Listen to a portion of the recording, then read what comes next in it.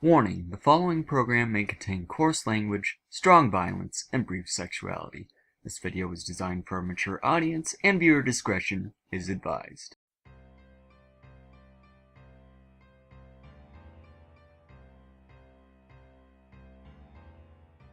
Childe of Shade Reviews, Review Number 6, Telltale's The Walking Dead.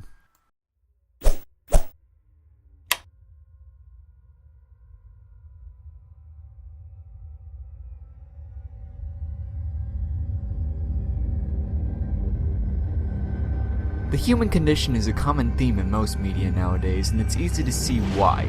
With no major conflicts happening during our time, humanity is now beginning to look more inwards towards itself and starting to raise questions about certain cultural interests and why we prefer these flavors. What are the qualifications for a successful life, and how should we determine who lives and who dies? Are there real advantages that certain races have, and if so, how can we even the playing field? You just need to look at your local bookstore or cinema to find out that many of these themes are being explored, and one area where it's most prevalent is the zombie apocalypse genre.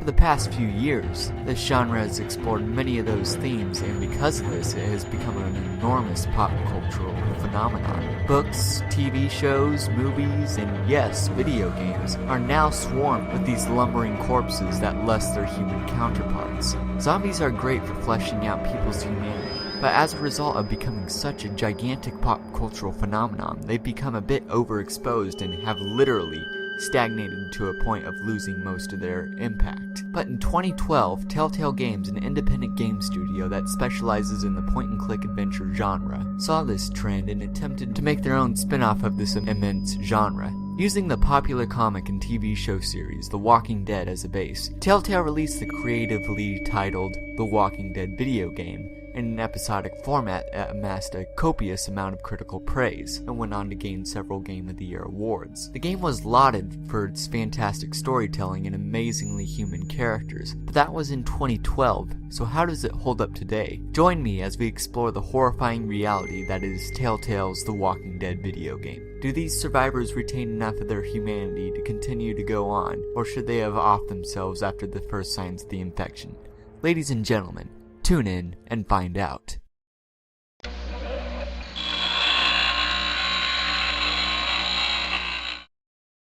When you start the game, you shouldn't be surprised to find out that life's not going well for Lee Everett. After being arrested for killing his wife's boyfriend, Everett finds himself in a car crash that wounds him and introduces him to the shambling corpses known as walkers. Fleeing the scene while looking for help, Lee comes across a scared little girl who introduces herself as Clementine and is patiently waiting for her parents to come home after her babysitter turns into one of the walkers. Lee takes pity on Clementine and promises to watch over her as she looks for her parents. From there, Lee and Clementine meet up with other survivors, including Kenny and his family, Katja and Duck, Lilly and her dad Larry, and several others who come later in the story. Together, these band of characters struggle against this terrifying new world, where the dead rise and every day is a struggle for one's life. While the story can seem a little flat on paper, it's the twists and turns in the characters that really make The Walking Dead stand out as a masterpiece. Each character has a backstory, an agenda, an ideal on how to survive, emotional baggage, a trigger, and layer upon layer of depth that makes most video game characters seem as deep as puddles when compared to the ocean that is The Walking Dead. Not to mention how well-rounded everyone is and how they interact with each other.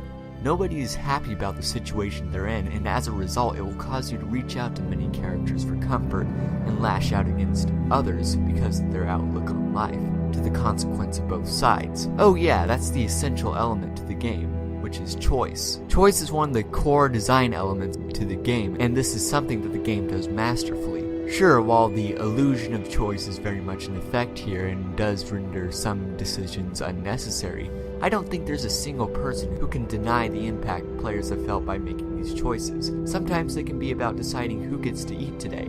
Sometimes it can be about if someone should be left behind. Sometimes it's about choosing who lives and who dies. These are all instances that happen during the course of the game, and it never once gets old throughout the story. It's the emotional drive of these characters and the way that you can alter the game's various paths that really sets the game apart. Even though the story could have some parts cut, it still was a wild roller coaster ride of emotions that constantly got bigger and bigger as the ride goes on. In all seriousness, The Walking Dead is a fantastic piece of writing that I dare not spoil any more about just so people can experience it for themselves.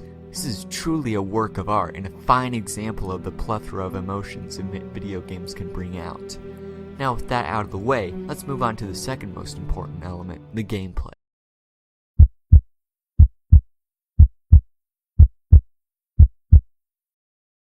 The Walking Dead at its core is a point-and-click adventure game, and that's its biggest strength and greatest flaw. While in a lot of instances it controls fine and works great so that the player can get along with the story, there are a couple of instances that can leave many players confused about what to do next. For example, there's a part in the first episode where a player has to find batteries for a radio to get some backstory about what's going on. Even though these batteries are in the player's vicinity, I still had an extremely hard time seeing where they were at, and I can definitely see it causing some frustration for most players. There are segments involving shootouts in later episodes, and while they work fine for the Xbox 360 and PlayStation Vita versions of the game, it can be extremely hard to pull off with the DualShock 3, and I can't even imagine trying to do it on an iPhone, but who would want to play that version anyway? Puzzles are rather logical and straightforward, such as following directions to start a train or trying to take cover behind a tractor as you're being ambushed. Dialogue is the other half of gameplay, and it is used to great effect here. Oftentimes, there's a short time limit on your choice, so you have to be quick on the draw to choose which one you want. It's the short amount of time and randomized answer layout that really keeps you on your toes,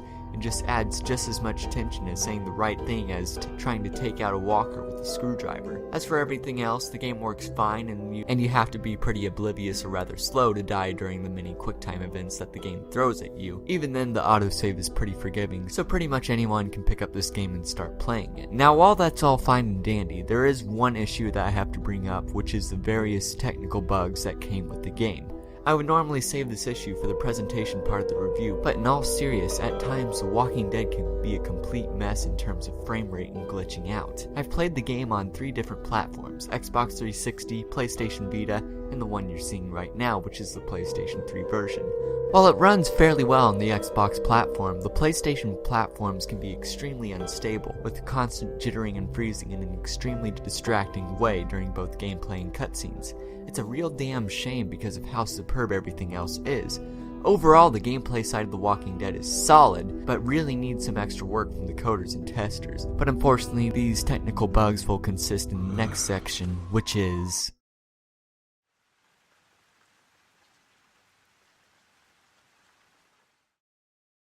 As far as art style goes, Telltale clearly wanted the game to be as close to its source material as possible.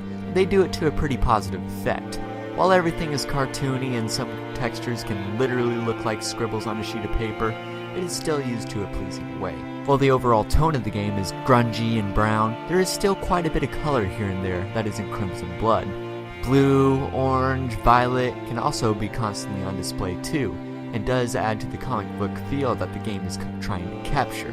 Animations are generally solid, well, most of the time. They're not terrible, but they can be extremely awkward in some instances and borderline impossible in others. I really do like the look of the game, and I feel that it's going to look good for years to come, but once again, it's plagued by technical issues. For example, when I first tried to download the game, I downloaded all the episodes from the PSN store, only to find out the game didn't work because I downloaded them in the wrong order, and had to re-download them again in the right order for the game to work properly. Not only that, but I encountered not 1, not 2, but 3 game-breaking bugs that forced me to restart from an earlier checkpoint. It's pretty clear that Telltale's engine is made out of cardboard, but I didn't know it was held together by Scotch tape and Elmer's glue too. Yes, I know that this issue is extremely prevalent on the PS3 version, but that doesn't mean that when it happens to someone else, they won't be as forgiving. Several issues have been reported on the PC side too, so maybe we can invest that $40 million on a better engine, huh, Telltale? Anyway, besides harping on about the technical issues of the game, I really enjoyed the presentation. It was creative enough to go in a direction that caused a vast variety of emotions to stir inside me, and in the end, I think that's all that really matters. So without further ado, let's limp over to sound.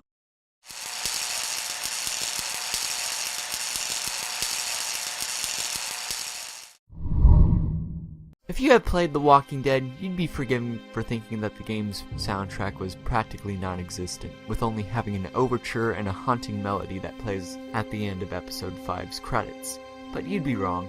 The soundtrack for this game is very subtle in most areas, with a heavy emphasis on strings and quiet guitar riffs. It really captures the tone of the game by giving you a brooding and realistic feel, but maintaining that feeling of hope that is still there even if it's small. While the overture is a bit overused, i.e. it blends mostly into the other tracks a bit too much, it still causes goosebumps when used in tandem with the visuals after 3 playthroughs.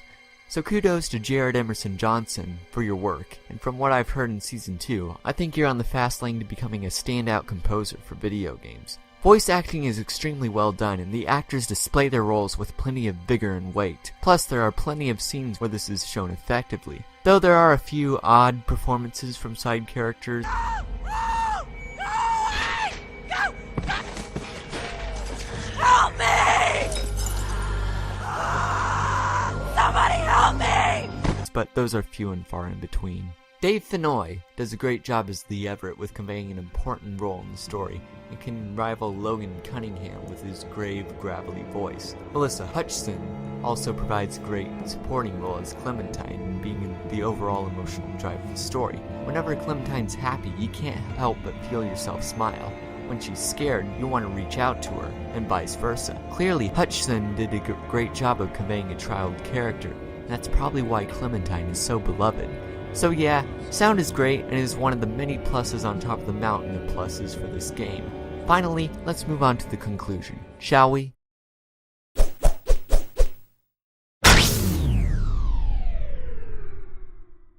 In terms of writing and advancing the medium of video games, The Walking Dead is a masterpiece that will be remembered as a milestone in video game history.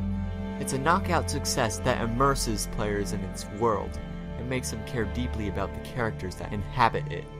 Very few have come away from The Walking Dead and not felt something from the journey, and Telltale should be proud of that. But consequently, the game is extremely buggy and can tend to pull the player out of the experience whenever these bugs happen. It's something that frustrates me to dock the score over, but at the same time I have to think about what would happen if these bugs happened during an important moment, and I can only come up with one answer. It would ruin it. While it might not ruin the whole game, it will ruin the one and only experience that the players had during that scene. So Telltale, here's all I want from here on forward from your games, whether it be another Walking Dead game, The Wolf Among Us, and even Game of Thrones of all things. 1. Keep your writers, or at least try to talk to them and keep a plan going for whenever they have to leave. They clearly know what they're doing, and you should trust them with the future of your company if you want to continue to produce these wonderful games. 2. Don't be afraid to let go when things aren't going the way you want them to. It's clear that you guys are big fans of the properties that you inherit, and I'd hate to see them be driven into the ground just because you're going to lose it. Finally, please fix your engine. With this game being as successful as it is, I really hope that you guys can hire excellent Q&A people to test your game. And believe me, every penny will be a penny well spent. Catching these bugs and squashing them is going to keep people coming back, and I believe this small thing will help many to see the beauty that this game provides. So, after being given food to pass out to everyone, realizing that there's not enough to go around while passing it out, and eventually finishing and causing people to hate me, I have decided to give scores of the following categories, which is story, gameplay, presentation, sound, and overall enjoyment of the Walking Dead game. Starting with story, which I give a flawless score of 10.0, for being an achievement in writing and storytelling for the medium of video games as a whole. Next, there's gameplay, which it gets a great 8.25 for being functional and mostly easy to understand, but occasionally being plagued by glitches and bugs. Gimping after this is presentation, which gets a pleasing 7.0 for having a unique art direction and great representation of its source material, but once again, suffering from various bugs and progression blockers. Sound gets a fantastic score of 9.0 for its humane and emotional soundtrack and award-winning performances given by the cast. Lastly, there's enjoyment, which gets an outstanding 9.75 for being an emotional tale that I will always remember. Tallying all the scores together, I ultimately give The Walking Dead a grandiose 88% and giving it a much earned buy it recommendation for those who haven't. I've probably said this several times throughout the review, but this game is very much worth your time, especially if you're one who values storytelling and emotional weight in their media. It's an unforgettable journey full of tragedy, heartbreak, and redemption, and is easily a tale that many can and have related to. So as of this recording, November 1st of 2014, you should be happy to know that The Walking Dead is usually priced somewhere between $15 to $30, but the higher prices tend to go towards the physical versions.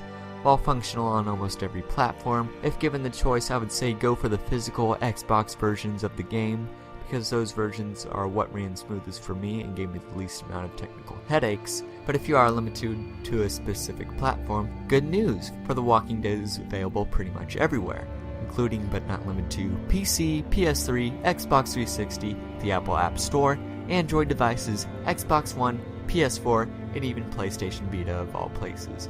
So unless you're stuck with a Wii or Wii U, you can probably play it. Also, almost all major retailers carry this game too, both brick and mortar and digital, so yeah, go pick it up if you haven't already. For alternate gaming recommendations, well, I'll point you towards Red Dead Redemption for also having zombies. Kidding, I'm kidding. For also having a rich narrative with an equally likable main lead and emotional story. Also for its equally heavy emphasis on choice and narrative, The Witcher 2. But take this recommendation with a grain of salt, for I also have failed to finish that game as of this recording. So everybody, that's it for me. Feel free to leave a comment about how you feel about this game down below. Maybe we can have an interesting discussion there. Also, how's my audio? I got a new stand for my mic and a pop filter too, so tell me if it makes a big difference about the quality. But once again, I thank you all for watching. This is Childe of Shade, signing out, and I'll see you next time.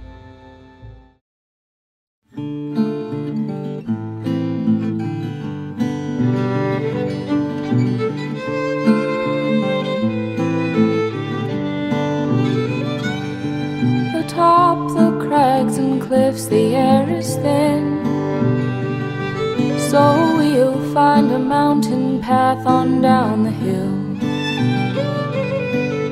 Meet me where the snow melt flows. It is there, my dear, where we'll begin again.